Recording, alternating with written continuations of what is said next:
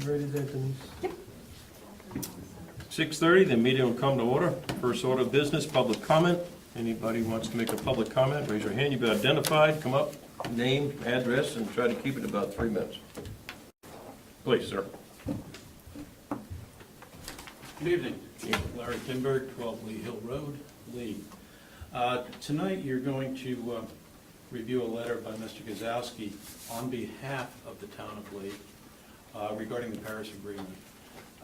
This is a very hot potato, politically charged issue in the country, and there are merits on both sides. I'm not here to address that issue. My concern is about representation.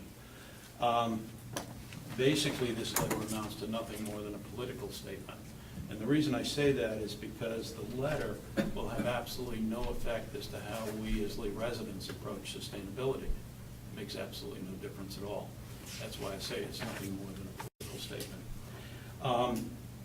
The select board should remember that you represent each and every resident or citizen of the town of Lee. And there are very many differing opinions regarding this. And my personal recommendation is that the select board refrain from the political arena, especially the hot potato issues, and issuing any kind of statements on behalf of the citizens of Lee. Thank you. Thank you very much, Larry. Anybody else? Move on to the next item.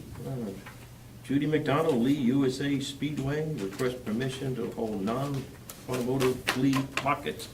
Who will speak? Joe Bassett, the general manager of the racetrack. We're just looking to extend our flea market season into September and October and have the flexibility of doing other dates besides the third weekend. From this past year, we've learned, obviously, rain creates havoc to use our property, so we're just looking at a little more flexibility to use the property. And before we go to the zoning board, we just come, to ask for your blessing on this before we go any further with it. Couple of questions. What I see down here is it's any Saturday, Friday, Saturday, so it's one or the other. It's not Friday and Saturday or Saturday, Sunday. It's Usually it's, if when we do the automotive one, sometimes we allow people to come in the night before to set up. Mhm. But other than that, It's only one of the it's three. one day for the event. Tom, is there any responsibility from the police department here? No, sir. There haven't been any traffic issues. We haven't had any issues with the flea markets. And fire as well? I guess Scott's not here. Yeah, I can tell there haven't been any calls for service for either police or fire for any of the events. Thank you. Karen? So let me just explain the process. They went to the zoning board a few years back, and they got a variance to have flea markets basically one a month, June through August, and then September and October unlimited. So in speaking with Judy many times over this issue, they would like flexibility to have them from May through November 30th if they want to have it next weekend and the week after without having to go, they want to get one approval so they can schedule their events in this winter time for the next season. They can have 3 a month if they want. So in order to get zoning board approval, because the racetrack ordinance, they also have to come to this board to get this approval. So I suggested that they come here first, because if this board says no, it's pointless to spend their money to go through the zoning board and then the planning board process if you guys aren't going to be approving it. So I suggested that they come here first, and they want the flexibility, not to speak for you, they want this flexibility to be able to offset the racing income often, and as opposed to, being tied down to just the third weekend. So that's why they're here. And then they'll go to the zoning board, and then from the zoning board, if they get approval, they'll go to the planning board and go through the planning board process. And as an abutter, you don't even know, I'd like to speak that you don't even know they're having a flea market unless you drive by. I'm a direct abutter to the racetrack, no issues whatsoever. Thank you. Questions from the board? Please. I don't have any questions. I don't see any issues at all, to be honest with you. Scott? The only thing I had is in terms of, it should be November 30th, not 31st, Mm-hmm. in the motion. So if we can just change that. I think we gotta fix that a little bit. But yeah, I don't have any particular issues with them expanding. So this would be, I guess it's a Karen question, this would be a perpetual thing? Yes, So this is a change going forward, so. Correct. Okay. yep, unless they come back here, it'll go forever. Unless they don't exercise their variance, which they will. Mhm. So as of September of 2013, if you don't exercise a variance or a special exception within 2 years, it lapses, but I'm sure that they will Okay. do that. Good. I think this is a positive move. Obviously, I've been on the racetrack committee before, and the opportunity is to try to expand opportunities for the citizens of Lee as well. So I think this is probably good use of the facilities, and obviously, you just had to offset income if things change in race season and other areas as well. Okay, therefore, I move to grant permission to the First Stratford Realty Trust to conduct non-automotive related flea markets at the Lee USA Speedway, May 1st through November 30th, on any Friday, Saturday, and/or Sunday in that time period, except that this must also be granted by the Lee zoning board. Second. I got a double second here. I'll withdraw my second. Any further discussion on the item? All in favor, please say aye. Aye. Motion carries. Congratulations. Thank you.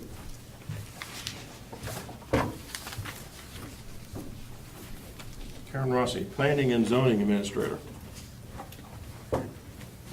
Just wanted to update you guys on what's happening in town as we ended the current fiscal year. We actually broke an all-time record in years I could find for the town. We issued 306 building permits with a estimated cost of construction of $9,272,086, and we brought in $58,331 in permit fees.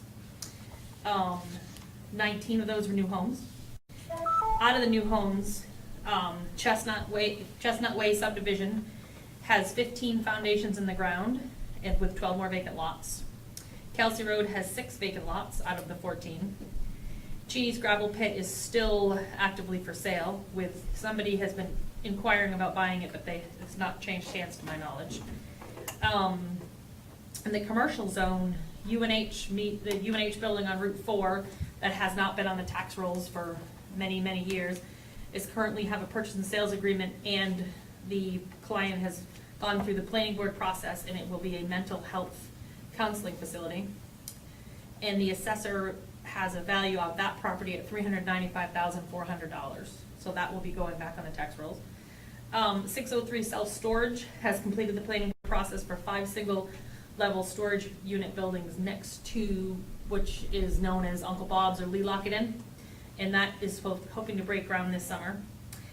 Jim Daly has finished the permitting process and has started the foundation on a 100,000 square foot warehouse at Noble Farm, and has also approved for a 30,000 square foot warehouse building, which will be constructed hopefully next spring or next fall after this 100,000. That's a big, big building. Layton's Kawasaki is under purchase and sales agreement to change hands from a furniture store to a dance studio, and they're going to, as part of that, clean that up. And that is it. I just wanted to update you guys and answer any questions. I have one question. Sure. The warehouse, do you know what they're going to use it for? What's gonna be in it?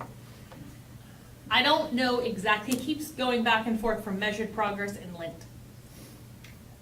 Lint Factory would like to come, but they need 3-phase power.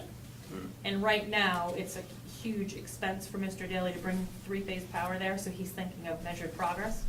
Measured Progress is a testing facility that they have in 2 of their buildings now. And the test that they give out to everybody has to stay they have to hold the test for 7 years.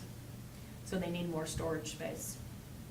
And then Chemtan is also talking about expanding into part of the building as well. Chemtan is in their original warehouse down there. So it's very low impact. And what do they make? What Chemtan? do they store there? I believe it's leather products, but I'm not positive. Okay, so it's nothing that's highly flammable? No, they have to fill out a form every year and give it to the state and the fire chief. It's Okay, no, that was investigated in the planning board process as well. okay, No. thank you. You welcome.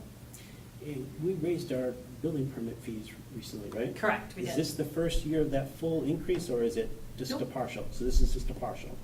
No, this is not our full, our year and a half, I believe, in our new price, I think a year and a half in it, Okay, if so not the two. 58 is the full, okay. It's that's a large chunk of money. Thank you. Anything else? Are you here for a little bit longer? I'm here, yes, through the town administrative report. Because I had a question in terms of the water thing. If you have anybody, we won't get into the water, Hmm. but have you had anybody come to you and say, hey, I hear you've got water coming in, I'm game to do something? Wayne Lucier, who owns US Gas, is his helping push this along because that will benefit that development as well. Okay, but he's the only one so far that's come and said, hey, okay. Yeah, yes. Yeah. Because everybody else, the state fixes their water. Okay. He's going to do, as you sure he's gonna do a larger development there. So he wants the fire hydrant, Mhm. so it saves him from putting cistern in. Okay. Well, I didn't know if there was anybody else that had heard about this and has expressed the interest. Not in to any me, of those other- Julie, have you heard anything? No. Okay. But I don't know how widely publicized it is, because until, well, now we're talking about it, until very recently, it didn't look like it was gonna happen. Okay. It took off the books for a long time. Thank you, Karen. Chief Dronsfield, New Hampshire Office of Highway Safety Grant. We applied for and apparently have received a grant to purchase 2 more laptops, mobile data terminals. We keep trying to upgrade them on a regular basis, technology changes, so. They average around $2,000 a piece, so we had a grant to pay for half to purchase 2 of them. And what I'm looking for with this grant is that the money, when it comes back, it goes back into my new equipment line item within the police department budget.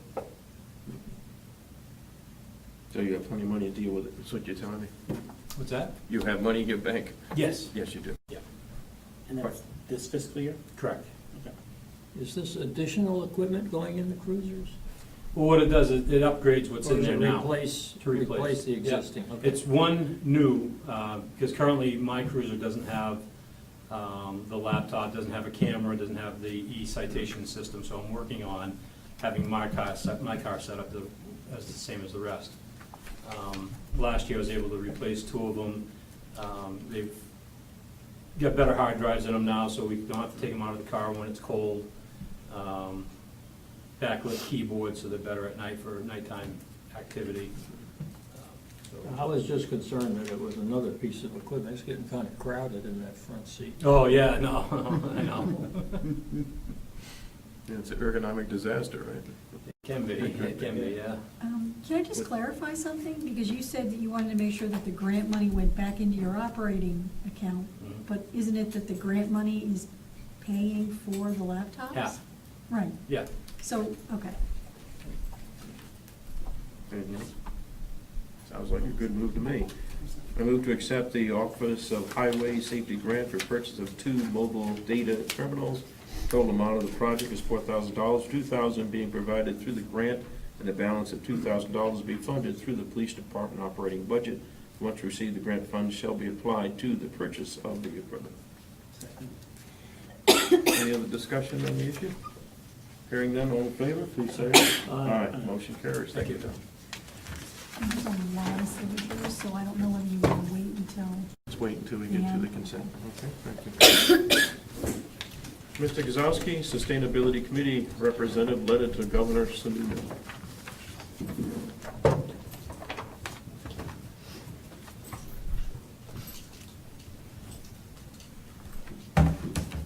Good evening. Paul Gazowski, I'm representing the Sustainability Committee tonight, which is an advisory committee to the board.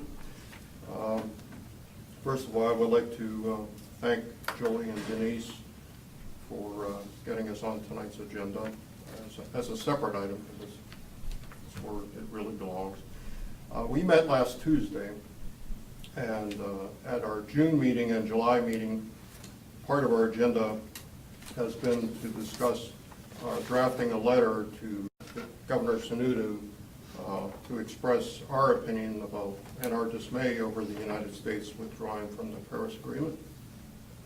The issue first came up in June. A letter was drafted by Dean Rubine.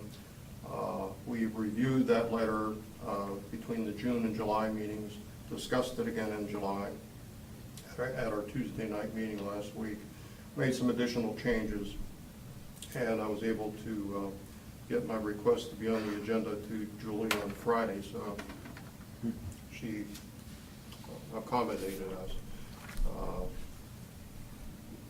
We, as an advisory committee, this is more just an informational thing. We have an obligation to the board. We certainly can't act on our own. And this is something that came up on our agenda. This is something that is intimately involved with our mission as a sustainability committee and as our vision, which you have seen. We are a committee that was voted into place by the citizens of the league. So our business is your business and it's their business at the same time. So we, as a group, there are 6 of us, feel that we have an obligation to all living systems, and that Lee, as evidenced in its master plan, has a rich history of being stewards of resources. The issue at hand that we're dealing with is one of several issues that we've been working on. This one is a relatively recent one. We're working on water resources and information. We're working on composting, and we're working on a volunteer mentorship program. Much of our work is outreach work, and we expect that in the future we'll be doing a lot of that. So after we drafted the letter and approved the letter, the next step is to bring it to you and for you to decide what action you would like to take and instruct us as to what we should do. So we certainly understand our role. Pretty much across the board, we are dismayed over the Paris Agreement and the United States leaving that agreement. We're not the only folks dismayed. A lot of citizens are dismayed.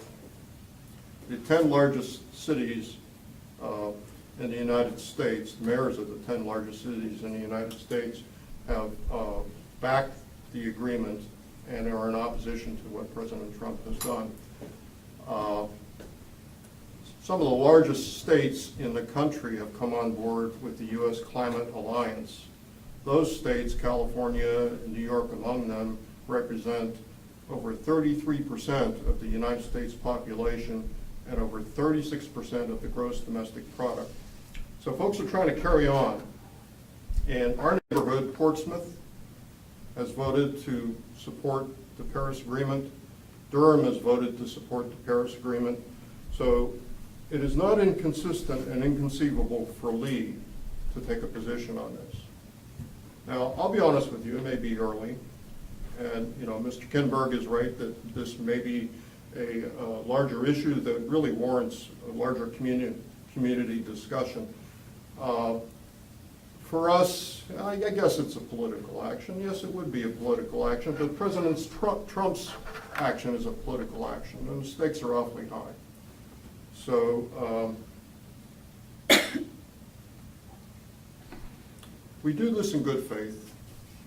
We're following the steps that an advisory committee should follow, and you're looking at the result of a group effort to draft a letter that represents our feeling and our position. So I don't think I can say any more than that, except that from a personal standpoint, this has been an issue for me for a long period of time. I look at my sons, I look at my grandchildren, and I want to be able to look them in the eye and say that we've been paying attention. So you follow what's been happening. I'm not talking to folks who aren't educated about these issues. Again, Lee has a rich heritage of taking care of its resources and its people, and we just bring this to you with the idea that we would like instructions as to what you would like for us to do. Our preference would be to send a letter, of course, but we'll do whatever you push us to do. I'll take questions if you have any. Well, I'll make a comment. I'm very uncomfortable of sending a letter like that. Yes?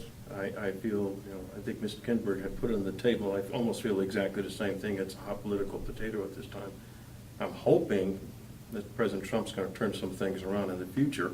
Right now, it doesn't appear to be, but I'm not enthusiastic about sending a letter, because I feel my responsibility as a select person is obviously to look at budget issues, kind of put vision for the town of Lee, but not a political football at this time. So I'm going to refrain from moving forward on that. But I'll leave it open to the other two select. Thank you. Go ahead. Well, interestingly enough, when I first saw this on the agenda, I felt as though the first thing I needed to do was see exactly what the Paris Accord said.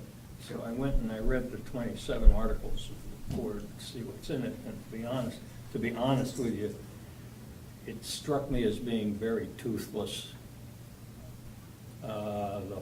Their main objective is to get it down, to reduce the emissions. I believe it was 0.5% was their goal. And I went through it, and there's so many exceptions to who doesn't have to comply or try to, if you would, join the team, islands and special cities and so on and so forth. So I was, honestly, after I read it, Paul, I was dumbfounded that it doesn't have any teeth in it at all. It's kind of a, hey, guys, we need to try and get this done type of document. And anything I read in it, really, I just didn't see any penalty in it. I didn't see anything in it. So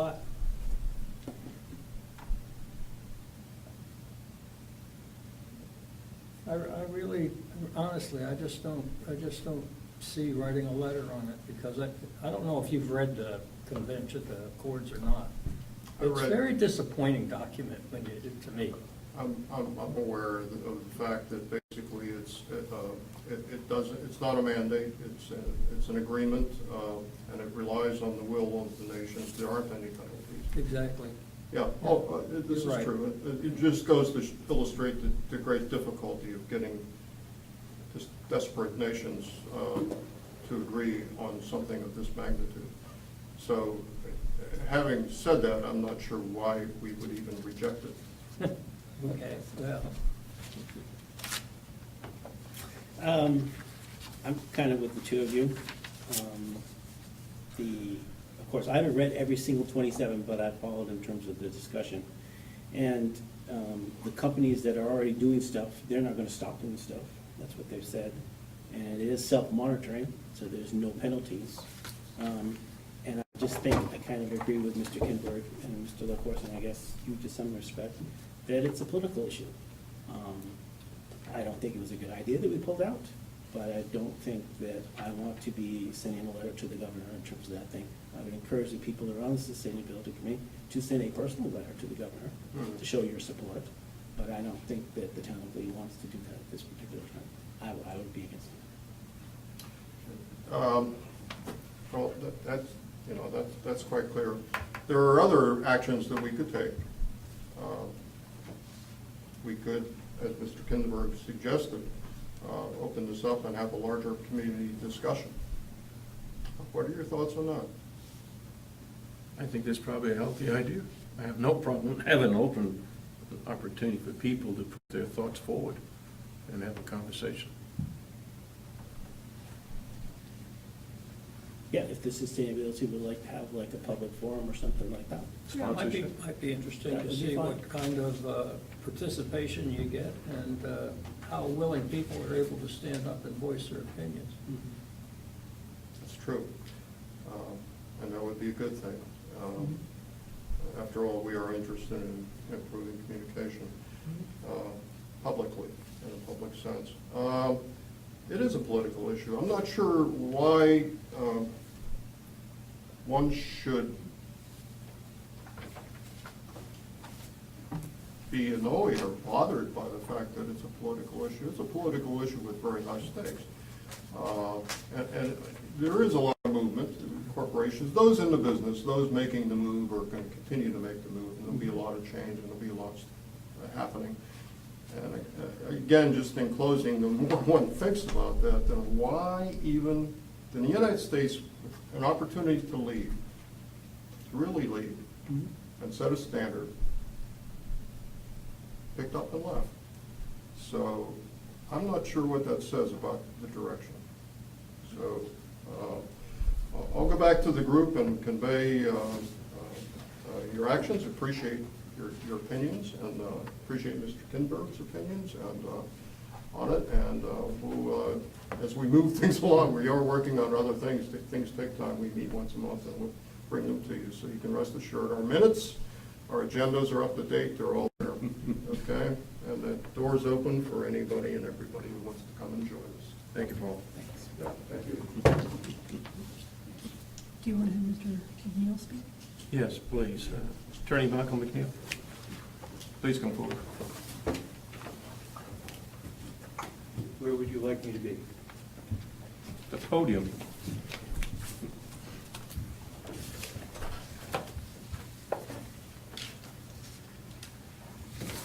First, I'd like to thank Julie for putting me on the agenda at very short notice. And this is rather an unusual matter for you to consider, and I'll try and explain why I'm here. I'm here on behalf of the Wilson family that owns the Merritt Hill Farm and has owned it since 1992. Mr. Roy Wilson died suddenly on last Wednesday. It had always been his desire to be buried on the farm, if you will. And initially, representatives of the funeral home came here to inquire as to any issues that may arise, because it was truly his desire to be placed in the Demerit Cemetery, which is an established cemetery on the property, bearing tombstones that go back to 1812. In consultation here, especially with Mary Ann Banks, who I think knows more about cemeteries than probably anyone that I've ever encountered, she said that the process of being able to locate in the existing cemetery would require the consent of the descendants of the decedents who were in the cemetery. Viewing the fact that stones started in 1812 and ran through 1888, this seemed like both a daunting and impossible task. So the alternative that was considered that initially seemed rather simplistic would be just to separate his proposed gravesite 25 feet from the existing cemetery, which is what the statutes require in New Hampshire. But the complication that ensued was that to do that for 25 feet, that this property is under a conservation easement to the town of Lee. So as the holder of the easement, and with the Wilsons being a landowner, there's the necessity to cooperate, in our view, with the town to try and see whether this is an appropriate use under the easement. Additionally, the concern was that the state contributed some funds relative to this easement in 1991, and their consent should also be sought. I acquired this information on Friday with regard to a funeral that's occurring tomorrow and a hope for burial for tomorrow. In the interim, I was lucky enough to run into Bill Hum, who has been a savior with regard to assistance with regard to this property that he's familiar with. I've also worked with Karen Rossi in the office very briefly to try and move forward to decide the best way to proceed here. So by way of background, the easement that's the subject matter of this 25-foot distance from the existing cemetery was originally done in 1991 by a different family. It's a foster family. The easement was for agriculture and forestry purposes, and there were a list of permitted uses and prohibited uses, as is common in a conservation easement. I can tell you there's no explicit language with regard to burial grounds. And from my own experience as an attorney, that's not surprising that it would not be mentioned in an easement. The Wilsons acquired the property in 1992. They started farming it. I don't know if any of you have been up there, but it's really a beautiful place. They ultimately moved here in 2010. Their family is very much a part of being stewards of this particular property. And I don't know whether Julie supplied you a copy of the letter from Mrs. Wilson. For years, it was his hope that from their very nice home, he saw this cemetery area, and that's where he wished to be buried. So, in talking with Mr. Hum, it was his suggestion that I promptly write a letter to the state. And he was also familiar with the property and said that he would canvass the members of the Conservation Commission to see whether they had any issues with regard to the proposed burial spot. He has done that, and he can speak for himself, I'm sure, but he's indicated to me that he's in support of what we're requesting.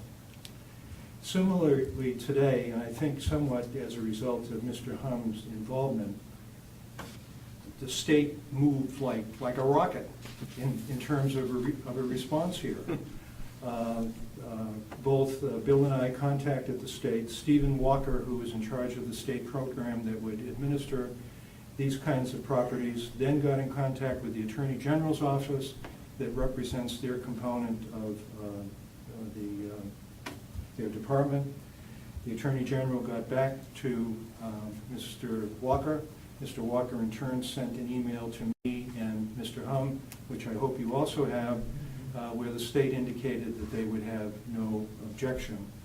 And they considered it to be consistent with the agricultural use. You may recall, in the past, farmers frequently buried their families on their property and frequently buried their livestock there. So the last time the Conservation Commission walked this property was in July of 2016, and I'm presuming Mr. Mum would say that there's been compliance with the terms of the easement. What we're proposing to do is fully comply with all state setback requirements. We're more than 100 feet from any right-of-way or highway. We're more than 100 feet from any existing dwelling, and we're more than 50 feet from any source of water. And we would hope that you would make Mrs. Wilson's letter, which I assisted on, part of your record, binding her to the terms of that correspondence. So in terms of closing the loop here, what we're asking for, with you being the ultimate stewards of this property, that you grant permission to do what Mrs. Wilson is seeking. And if that's the case, I'm calling a gravedigger when I leave here, which is going to accomplish that result tomorrow morning and proceed with the burial. I do have some plans, if you'd like to see further. I have the original easement plan, and I have a plan showing where the cemetery, existing cemetery is. I can assure you that I've instructed the undertaker and the gravedigger to be sure that they are 25 feet from this existing cemetery. So I'd be happy to answer any questions. I have one question. The intent is to have Mr. Wilson buried here, or is the intent to put in a second family cemetery? The only thing that I could see possibly happening, based on my discussion with the family today, is Mrs. Wilson may like to be buried there as well. I didn't get that sense from her children. They have 3 children. But she mentioned that. I didn't want to complicate the process, but I want to assure you that it's not their desire to make a large cemetery. And if you'd like to say in your response, and if Mr. Mum were comfortable with this, that if her remains could be buried, next to his, that would be appreciated. I think that'd be the thing to do. I think it would be. Yeah. I really have nothing further to add, and as Mr. McNeil commented, I did poll the Conservation Commission members. No one has any opposition to this, and there were several people who spoke in support of it. I'd like to make one comment. I know you addressed me as Attorney McNeil at the outset. I am retired. This is not a professional engagement tonight. The Wilsons are good friends of mine. I just happen to be a lawyer, and that kind of helped with this process. Like you said, it's rocket speed, right? It is, Nothing moves in all that my fast. years in dealing with state government, I cannot remember a response this quick. By the same token, I believe it was attributable to Mr. Hunt and his relationship with Mr. Walker. Karen, you have any comments? Issues? I don't know if you can do this, in terms of the RSA's chapter 289, Yes. section 2, the last paragraph, or the last sentence, it says, "The location of the burial site shall be recorded in the deed to the property upon transfer of the property to another person." Is that something you can do now so we know going forward that there's a grave there? Because Well, sometimes people's memories forget and. Yeah, the way the statute reads would be at the time of a conveyance to another person. Okay. And I would give you that assurance that will be done because it has to be done. So We're not making. who's going to remember that there's, and I assume there's going to be a headstone and stuff like that. but Yes. Going forward, sometimes these things get forgotten, and if a Right. repressive person is looking at the deeds and stuff, they're not going to see it there until Right. after it's closed. So I'm thinking about going forward. Yeah, the. I understand what the RSA says, Yeah, but the I'm wondering. the grave will be marked. I think the situation is somewhat analogous to what we found ourselves with the demerits. Mhm. There was not necessarily a clear title path that we found to that, but we found the physical path. If if you would like an assurance that at the time of any conveyance, I would expect any conveyancer in the 2000s Mhm. would delineate the fact that there's a cemetery there. Okay. And it would be a factor as it relates to title insurance and other components of the property. Mhm. Okay. Okay, we're ready to move on this? And I'm in favor of the suggestion made that if Mrs. Wilson wishes to rest with her husband, that I would be okay with that. So if we can include that, that would be Include that. preferable. Sure. All right, therefore, I move to approve the request of Mary Ellen Wilson contained in the letter of July 17, 2017, subject to the terms thereof, in accordance with the letter of Steve Walker of the New Hampshire Office of Energy Planning dated 7/17/2017, and furthermore, an additional plot be available for Mary Ellen Wilson if required. That's great, thank you. Do you have a second? Further discussion? All in favor? Aye. Thank you. Thank you, sir. Would it be possible for me to get a copy of that motion? I would just like to give it to the undertaker so he can be assured that we've completed the process. Julie? Mhm. Work directly with Julie. Can you give it to me now? I know what you're gonna say. Well, I can give you the handwritten part, because they changed it. Excuse me? They, Just write in that other part, that's fine. okay. And I'll get a nice, clean copy later. Good, okay.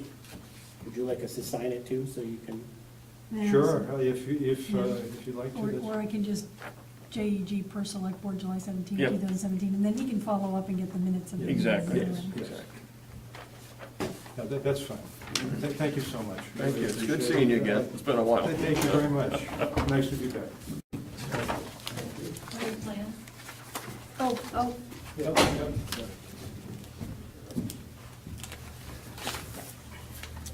Item number 8, Julie Glover, Town Administration. the Lee Circle water update, I guess at this time I'd ask Ms. Rossi if she wants to come up to the podium. She's also been attending the meetings and was at the last meeting, which I was not able to attend. And I recall that she and I updated the board on this some time ago. There have been a number of meetings. And it appears now that the town of Durham is going to approve this. But that's, as I said, a fairly recent development. They had, and I think I included in the agenda packet, another draft engineering study done, which contrary to statements that were made previously, it appears that the Durham water system, not just the Lee well, because it doesn't make any sense to talk about this in terms of just the water from the Lee well, because that's not how their system works, that there's enough water in the Durham water system to both accommodate the 4 existing users in Lee, the 8 planned users, commercial users around the circle, and also the Lee Commercial District. And that last part, I think, is a big part of this, if that does go forward. Because initially what they had been saying when they talked about it, that if they were going to approve it, they were very concerned that this might extend beyond the 8 commercial users that are being proposed. A lot still has to happen in order to make this work. As you may or may not know, Durham is currently in the stages of planning for engineering a new water treatment plant. And I think that that is part of how this was able to happen, because the state offered up some money for the new water treatment plant, which I think is coming out of a different fund. You know, there's the MTBE fund, and then there's that other big gasoline-related fund. But out of those 2 sources of money, assuming that the state is still going to honor their word and apply the money, then that's going to happen. So the town of Durham will oversee the project. The state's going to fund it. They'll work together to determine who pays the bills when. But really, in terms of the town of Lee, not that this is a small thing, but other than the fact that the water is now going to come into town of Lee businesses, we don't really need to be involved in the project other than to get updates on the progress. So we don't have anything that needs to be signed at this time, but because it really appears that this is now going to happen, we wanted to make sure that the board was up to date, and that if the board has any objections to this moving forward, you know, we should probably know that now. And if the board has any objections with the town of Durham maintaining the line and not us, in order for us to maintain the line, we would have to form a water Right. district, Right. and we would have to have a truck, an employee, and so we said, Right. but that's your, you know, if you guys want, if you think otherwise, you have to let us know, but we assumed that that's a large cost that we would never get back. So Durham's going to put in the line, The state puts in the Well, line, the state puts the line but in. Durham's overseeing the project, you said. correct. Correct. The So state pays the for state it. pays for it. They're going to do the business that are at the traffic circle.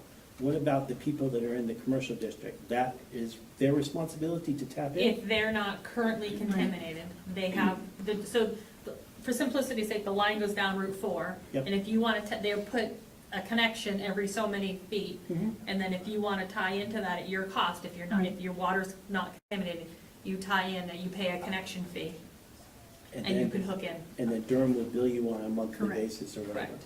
So they control the rates and all that other stuff, Yep. so we don't have to do any of that. We don't do anything. So who are the businesses that are contaminated that would get linked in initially?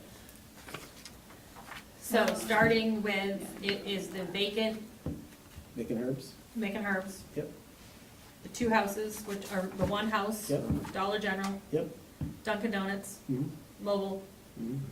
McDonald's, Lee Friendly Pets? Lee Friendly Pets, And that, yeah. Wendy's. Friendly Pets and the empty.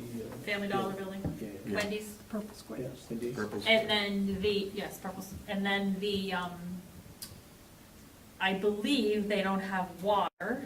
No, they must have irrigation water at the Granite, Oh, across the road from Dunkin' Donuts? You do have irrigation water there. at Where is it? Yeah. Granite State Nursery. In the Sunoco. So, No go.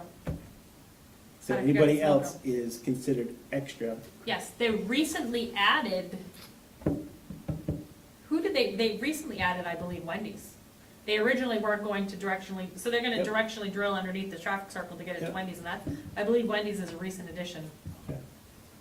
Because when they excavated out all that material at the traffic circle a few years ago, thinking that they were taking out the last of the contaminants, they actually drove it into the bedrock, and there's no way to get it out. Jeez. They made the situation Worse. worse. So that strip mall across from Market Basket Is not contaminated. is not, okay. Yeah. So this will go in the right of way. Yep. It's gonna start on the north side of Route 4. Mhm. When it goes under Old Mill Road, it will switch to the other side, the south side of Route 4, Mhm. and go down, because there's less ledge Mhm. on the south side than the north side, Okay. in the preliminary testing. And in terms of the agreement that whoever has, so any of those businesses at the circle can get in, or do they have to be approved by us and them, or? No, what's it's, so that if you want to tie in, you go directly through Durham. We don't have any, Okay, we don't have anything to say if that's the route. If we choose to let Durham run the line, okay. you're dealing with Durham. So it's really those businesses dealing with the town. So the business that are contaminated are getting put in Yep. Yeah, they're good. at no charge to them, then they will just start paying monthly. And if a water main breaks, Durham Durham comes in and fixes it. fixes. It's So Durham's water system. Durham is given the infrastructure, so they just start collecting the money when it's complete. So in capacity, when is the limit? You say they can tie in if they pay.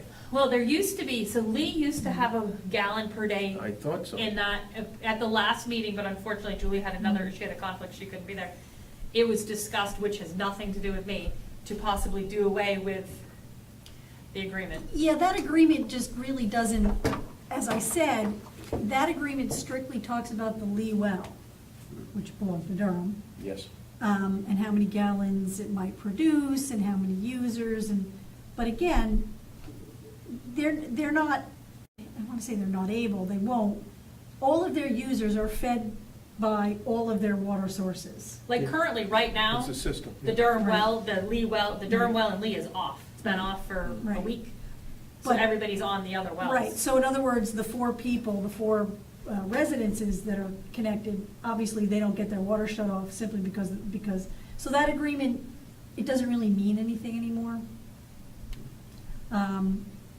Whether we want to negotiate or change the agreement with Durham or come up with some other agreement, I talked to Todd Selig about that not too long ago, and he thinks if we come up with something, it's gonna be relatively simple.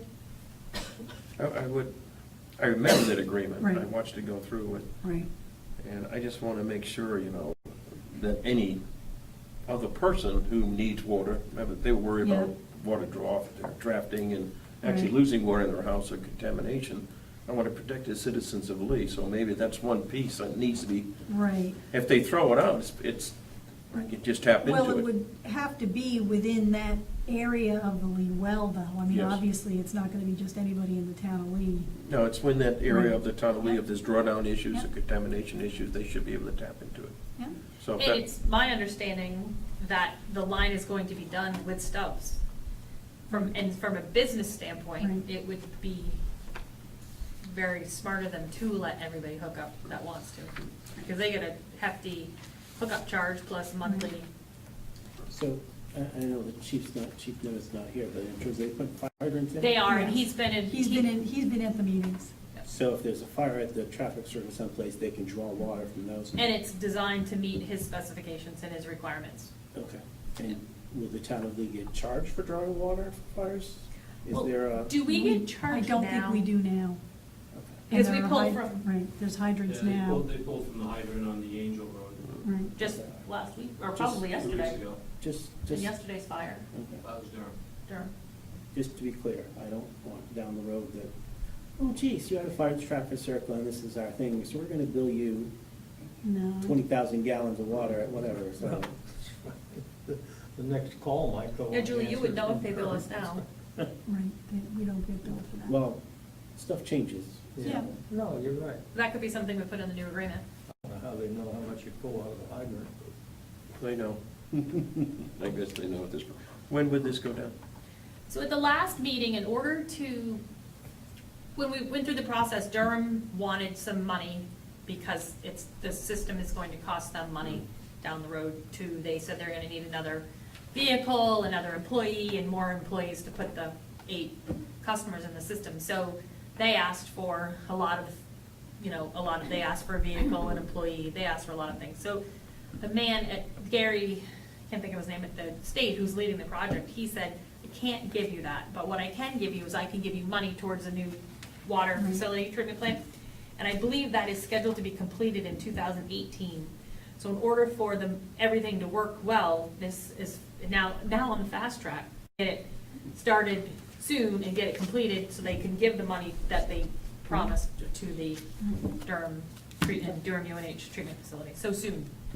That's good.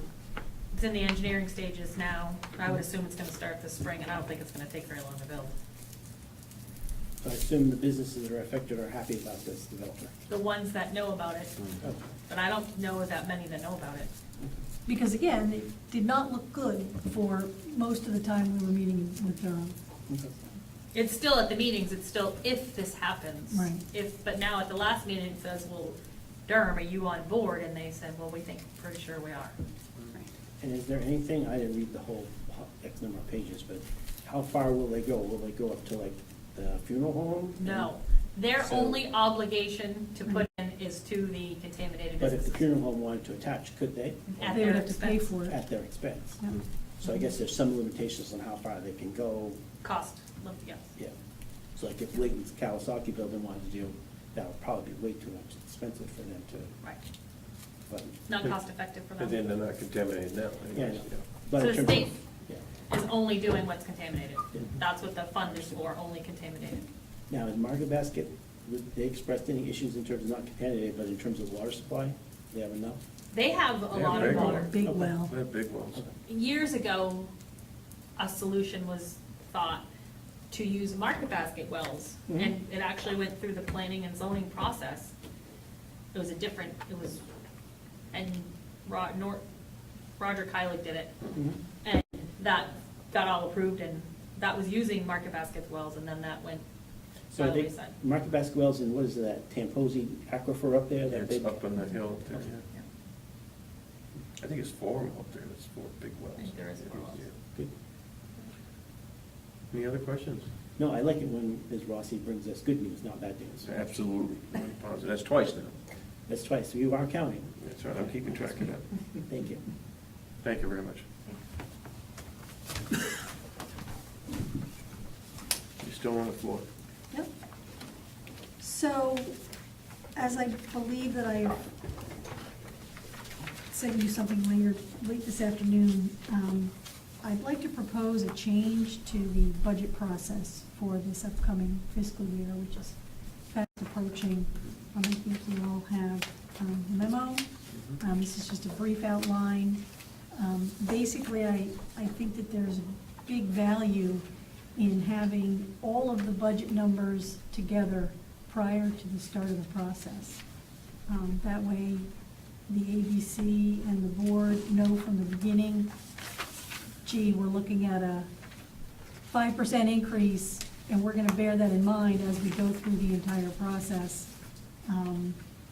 I also see it as an opportunity to put some other information into the budget document, obviously revenue numbers.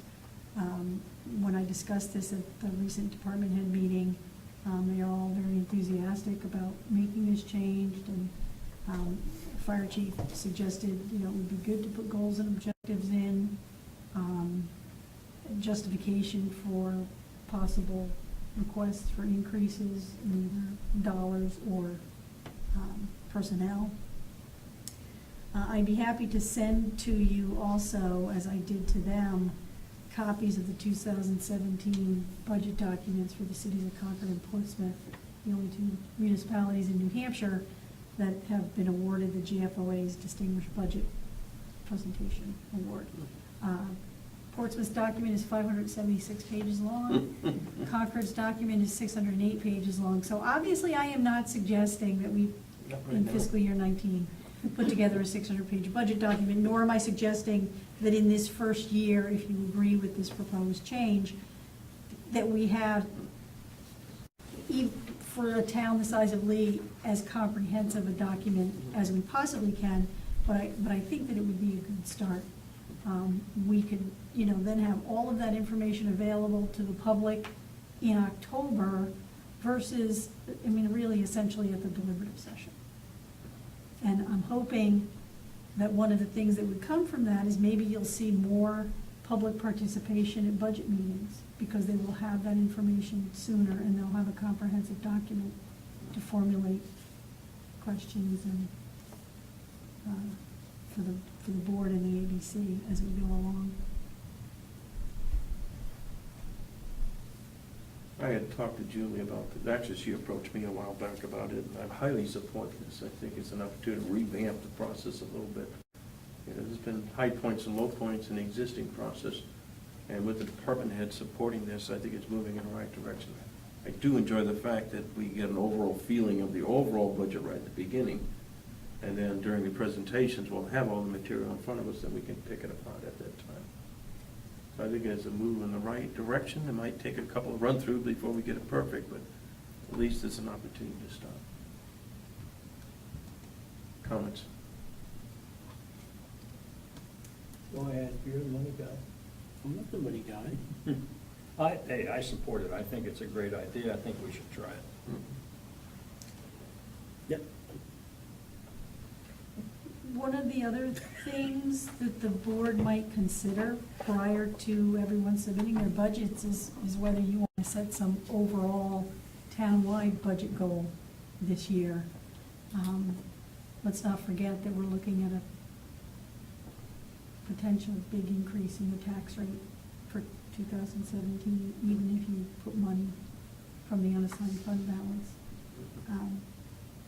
And then obviously, we're looking at the new middle school going forward, so. Yeah, and whatever comes out of facilities Right, committee for the right. bond issue. And we saw a significant increase in this fiscal 18 budget, so I'm just, not that you need to decide now, but we may want to have a conversation before everybody submits their budgets in terms of flat, 1%, whatever it's going to be, just to give everybody guidance. Scott, Can you go over again, because she and I have already spoken about this. Can you go over and remind us the things that will not be available? Because you've got health insurance, there's a couple of things you went through. Yep.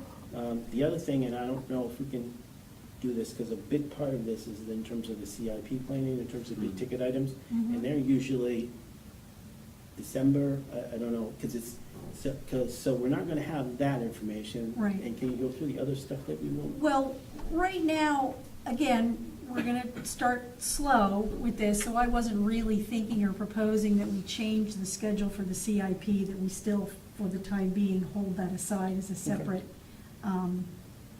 The other two cities that I mentioned obviously incorporate all of that at the same time. We get the maximum guaranteed rate in October Okay. from the Health Trust. We can certainly try to tweak this schedule to have all of that, but that feels like we're starting to push it. For example, this past year, the ABC first met on October 5th. But certainly, again, if we get updated information, then we provide it to everybody and, you know, we move forward with that. You know, revenue information that we get from the state, we get from the state when they feel like handing it out. So, you know, we can't control everything, so.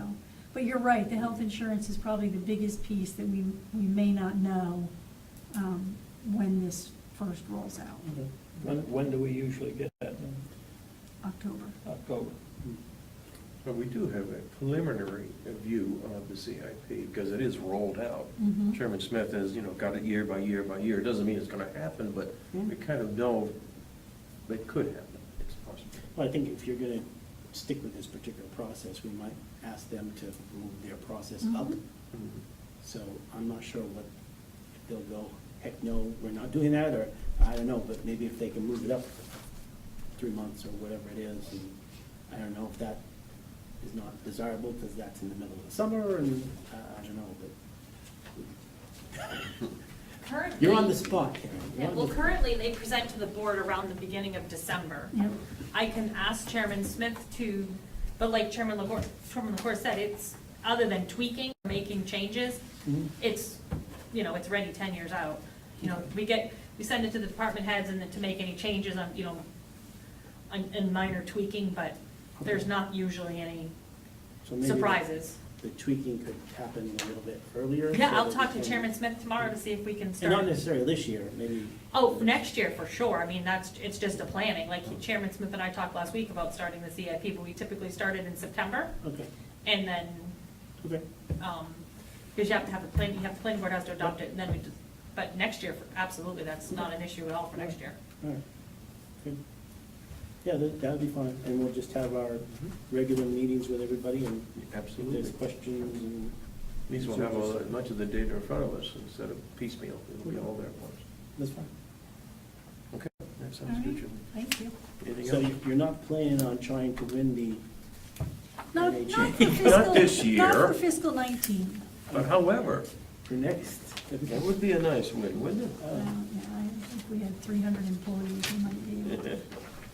Okay, item 9, I move to accept the consent agenda as presented. Oh, I'm sorry. Can she, not to put words in your mouth, but you requested, can we put on our agenda sometime in the future to talk about making directives in terms of the department heads, in Yeah. terms of what we're expecting them? Yeah, And if they have to have those things done by, what is it, September? middle of September. So I suspect I would appreciate it if we could maybe do it at the next meeting to give them enough time to do their calculations or Yeah. whatever they need to do. Yeah, Do I hear a second? For, Consent agenda. oh, Mr. Carey? I'll second. Thank you. Good grief. All in favor of the consent agenda as presented, please say aye. Aye. Motion carries, thank you. so Denise, we went forward and then back and then forward.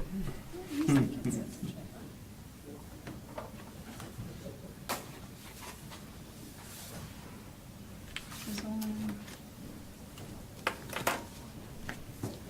two things. What's that big bit? Yeah.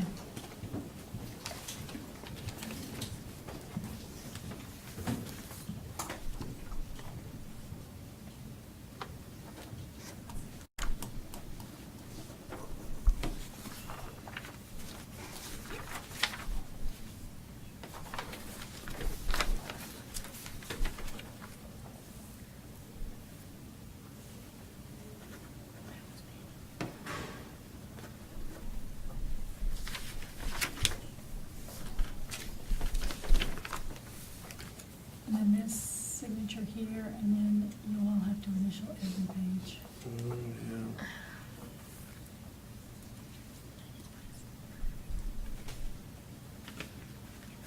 Oh, oops, maybe there's another one.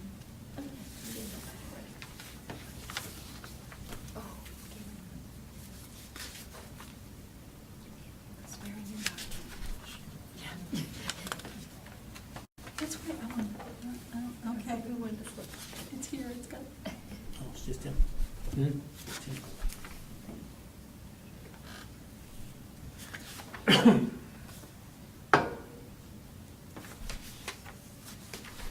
Holy mackerel.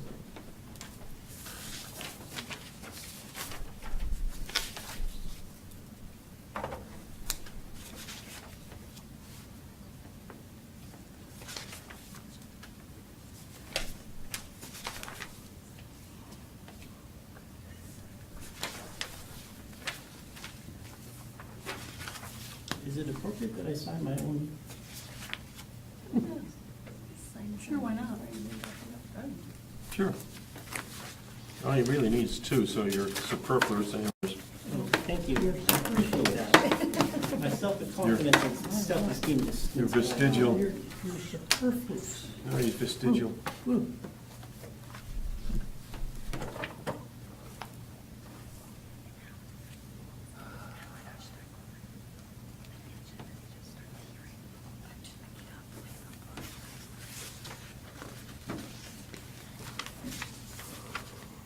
Initial to signify that you did sign.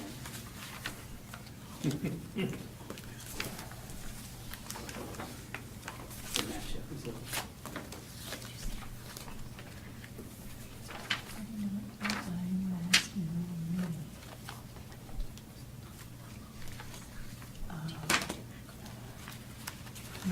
The stuff that is. Yep.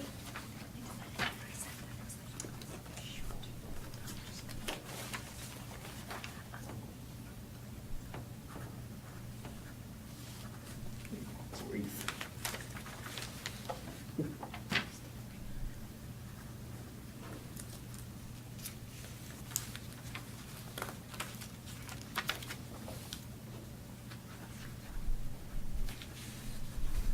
How come there's so many of these? What is all this stuff? End of fiscal year.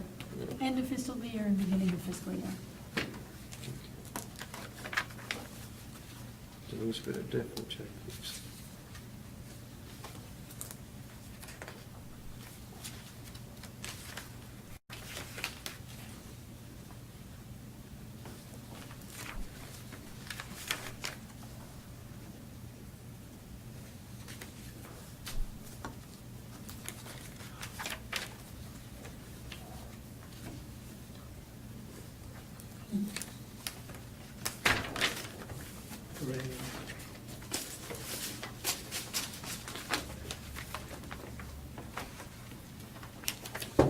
What is that? That was fast.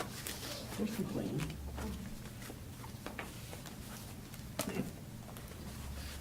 Here's one of the current Could be just signature. an X. I thought it was- Sign Oh, that was when I signed all those pages. Yeah. Oh, okay.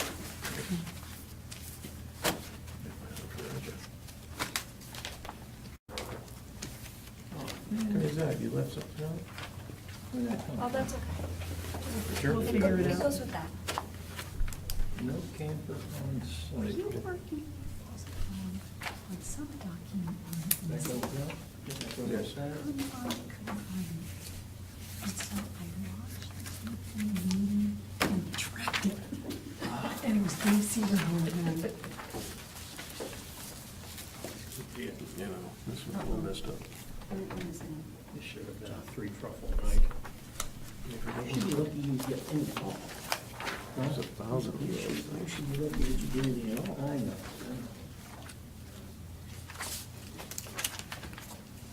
Do you have the minutes or anything?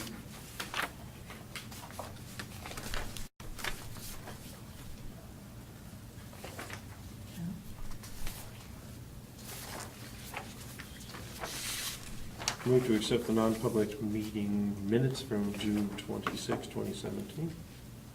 Second. All in favor? Aye. Also, I move to accept the public meeting minutes for July 3rd, 2017. Second. Discussion? All in favor? Aye.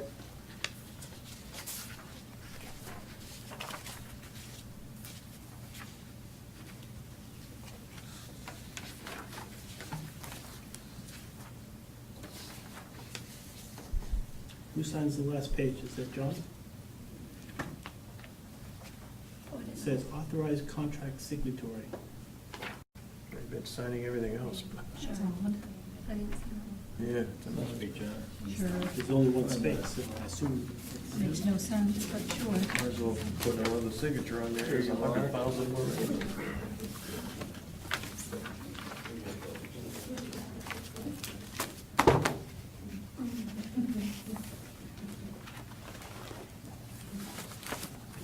If not, you ain't gonna write that signature. You almost wiped it out. I move to accept the manifest 27 and 1 in weeks payroll ending July 2nd and July 16, 2017. Second. Discussion? No. All in favor? Say aye. Aye. Aye, motion carries. Thank you. Motion to enter a non-public session, New Hampshire RSA 91-A:32A personnel. Mr. Bugby. Second? All right. Roll call, Mr. Bugby. Yes. Mr. Brown. Aye. Mr. Force. Aye. Motion carries.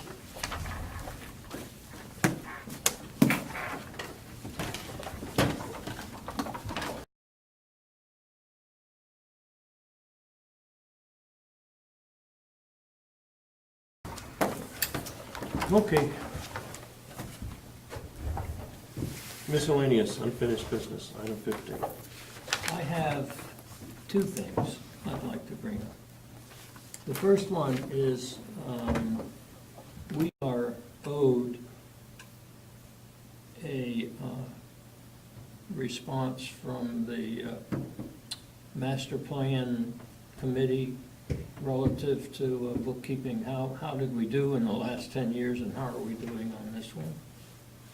So I'd just like them to be reminded of, I or schedule know them. Karen actually mentioned it last week, so, I mean, I know she knows Okay, that you're still interested in that information.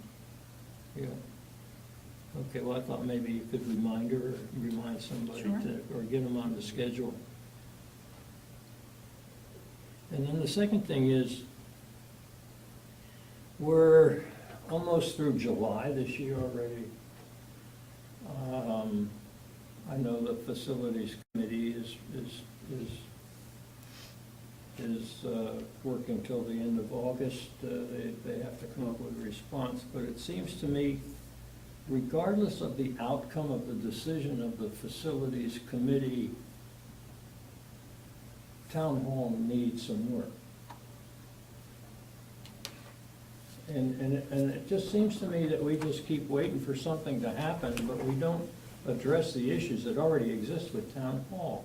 And I think that, at the very least, we should start getting some estimates on what it would take to fix some of the bigger issues with town hall. And get a feel for what needs to be done first and how much does that cost, and what needs to be done second and how much does that cost. Sooner or later, we're going to have to make a decision to start working on town hall. But it depends where we're gonna put town hall. Well, regardless of that, that building is gonna stand. Regardless of whether they say we're gonna build a new town hall, that building's gonna still exist. And correct me if I'm wrong, I haven't heard anybody say, well, we're just gonna let the building go into disrepair, and, you know, no, we're gonna use it as a meeting building, or we're gonna use it as something. And the building is just, it's, you know, it's going downhill, and I just think that we should start taking some action to start bringing that building up to a standard, whatever that standard should be. So, that's my two miscellaneous things. Good thought. Very positive. Can I add on to your two things? Please, The please first- add on to the two. The first one, with regard to the master plan, can we schedule in the next 3-4 meetings, something like that? Each one of the commissions and committees to come in and give us a 5-10 minute update on what they've done this last year and what their plans are for next year. The status of their budgets. Well, the status of what they're doing and what they're working Yeah, on. For instance, Sustainability Committee, what have they done the last year? What have they worked on besides the climate thing? And I know they've worked on stuff. Worked on, that's not good English. I know what they worked on. They done work on it? Done did work on. They done did it. They do that. Don't quote them on that. Yeah, don't. That's me, Rick. But each one of those particular groups that come in and say, this is what we've done. And we're not looking for a verbose thing, just basically a touch base in terms of what you've done. Let me just modify that a little bit. It'd be nice if they had like a one-page thing that you could just add that we get ahead of time, and then they can make the Yeah, report, we but could have then some questions we in have there. opportunity to I review. can ask. We can ask. Be nice. That would be nice. Yeah, it would be nice. The second thing, town administrator and I talked about this. The facilities committee's deadline is the 31st of August. We do have a meeting on the 28th, but then our next meeting is until September 11th. So at least, I don't want to put words in your mouth, but the thought is September 11th, we're getting kind of late. So I'm wondering if the board would consider having that particular presentation on the 28th, so we can start to move things forward. That's 3 days before their deadline. But I'd rather do it closer and get it out of the way. I agree. And the other thing, which we haven't talked about, which maybe we can think about, is when they make the presentation, they're going to present 3 different proposals, a high, a medium, and a kind of a bare bones thing. The other thing we talked about at the last meeting is in terms of, can this board think about what our thoughts are in terms of presenting this to the public? Is it public forums? Is it us speaking to, whatever it happens to be, but also in terms of the message. Are we going to say, whatever the proposals are, proposing the whole thing? Are we proposing it in stages? just thinking about those particular things. And I think the committee, they haven't voted that way, but the committee, I think, would like to continue with this. I don't know if we're amenable to that, but that's something we can talk about when they make the presentation. But that was a topic of conversation at our last meeting, you know, what happens going forward? How are we gonna present this? Because their thoughts are, this needs an awful lot of outreach in terms of educating people, because I don't think the delivery session is gonna cut it. Because we get even fewer people there than we used to get at a traditional town meeting. So how do you educate the people? And that's not a question that we have answers to, because you can lead a horse to water, but you can't make him drink, so, but how do we get that information out there? So those are just questions that we had, so. That presumes, I feel obligated to say, that the select board is going to accept what the facilities committee recommends.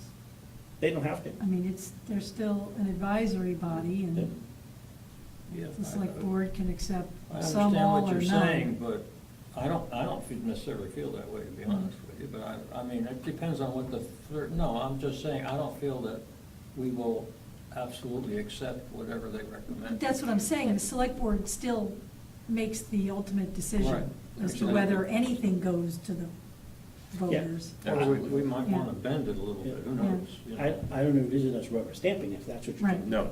I don't envision that. Right. I think that we're gonna, in my instance, I'm going to accept what they present to us. Yeah. You accept And the then I think report. the three of us are gonna have to figure out, what do we do to move this forward? Do we move this forward? Right. I think, I don't wanna speak for the two of you, but I think we need to move something forward, because we need to do something. Absolutely. We cannot go into next year without having a good firm plan for what's going to happen to the town. We should have the plan. The people have to vote on it, I understand that, but we should have a plan. The three of us, four of us actually, and present it and, you know, support it and sell it. Well, I look at this as from the facilities committee, this is information and resources. Hmm? Once they provide us, then we sit down, discuss Right, it, make a formal exactly. decision and vision for the town. I think that's the point. Exactly. And I talked to the town administrator about possibly, in terms of, because there's pros and cons to presenting the whole thing as one warrant article versus multiples. And it is possible to present it that, hey, possibly phase one is a new town hall, and then fix the old town hall, but then be contingent, Article 2 is do something to the library, but you can't do the library until, Yeah, it's- so it's, It's a if chick. one passes, then 2's applicable, but if one doesn't pass, 2 and 3 are not Well, applicable, and so. then we have the issue of the church property that still has to be resolved, right? I assume that's going to impact whatever it is they present in terms of options. Well, the options are a high, medium, and the bare bones. But each one of those high and low assume, one, that the church property is purchased. If not, then they're gonna go to 2D, which is the town hall over Stevens here. Field, yeah. So those two plans, the 2 and the 2D, are so comparable in terms of costs that moving it from one place to the other doesn't. Because the money you're gonna save by not having to buy the church property, you're gonna have to expend over here, because now you have a separate well, separate septic system, separate parking. So that kind of eats up that money. No, I think it's timely for that discussion. I'm looking forward to their report. But does what they're gonna present include monies to refurbish the old town hall? Mhm. It does? Yep. Okay. So that means they must have estimates on what it's gonna take to. In terms of, also in terms of, that's just a whole higher level view, in terms of what they're working on right at the moment. They've got those 3 proposals, they're contacting Mr. Meter from Vidal to say, okay, this is what we're looking at, these are our per square foot costs. Does that sound reasonable? Because he does this is his business. But the committee is also, we're asking Karen if she can help us out, if there's some other entities in town that have this similar experience, so we get 2 different data points. Because we've got some information from Mr. Vidal originally about $170 a square foot. Some people think that's too low, but he said 170 minus, site costs and everything else, which we've used that particular number. But we're trying to figure out, okay, that's Mr. Vidal's number, but what does everybody else do? Is that reasonable? So we're trying not to, our point is not to lowball, oh, you can build this for $10. No, we're trying to give you a realistic number based on that information, so. Because the other thing, when we did this building, we had some proposals, and then when we went to build it, we couldn't because we didn't have enough money, so we made it smaller. So we're trying not to do that, so, You made it smaller?